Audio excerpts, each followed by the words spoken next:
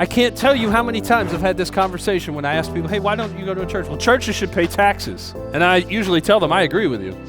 And then they go, what? And I said, yes, because a nonprofit that does not pay taxes, by definition, if you're a nonprofit, you should be benefiting what? Everyone else, the community. The definition of a nonprofit is something that benefits the community, right? If the place that you go to on a Sunday morning doesn't benefit the community, then my definition of that is a club or a membership group, and you should be paying taxes. That's okay. Be a gun club. That's fine. Be a club that shows up on Sunday morning and plays good music. But I think the bar has to be higher. Look, the religious authority, they met. They had sacrifice. They had worship. They did all the mechanical things that they should have been doing. We face the same problem. This isn't, oh, those Jewish folks back then had it all wrong and we're here to fix it today. That's not true. We have the same problem. Look at the amount of money that goes to staff that sit in a building. Our own institution has this problem. Please tell me what you're doing in the community to change.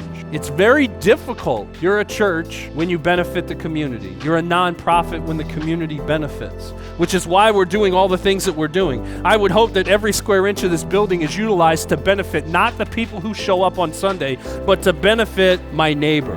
Love your neighbor, love God with all your heart. Neither one of those things involve us, other than us doing those things. It's why when somebody gives me a $5 bill, which is why it's sitting here. This came from somebody who is not a believer.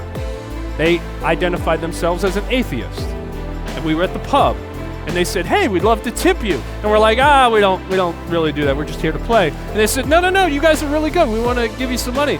And David said, well, great, that'll go to our church. And the person literally you could see the sickening look on their face. They did not want their money to go to a church. And I said, look, and I could see, and I kind of read what was going on. I said, whoa. I said, let me tell you where your money's going to go. Your money's not going to go to my salary.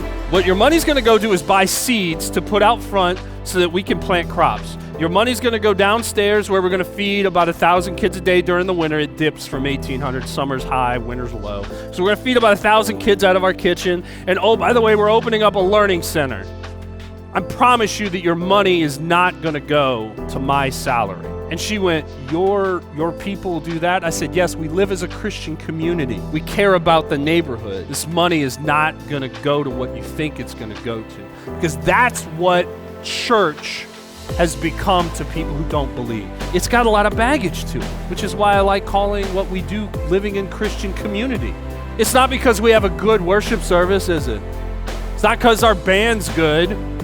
No, I love Miss Mary. Yeah, we are. That's fine. It sure as heck's not because of the preaching, right? It's not because of the preaching. It's not because of the music. It's because we're doing the work of living in a community.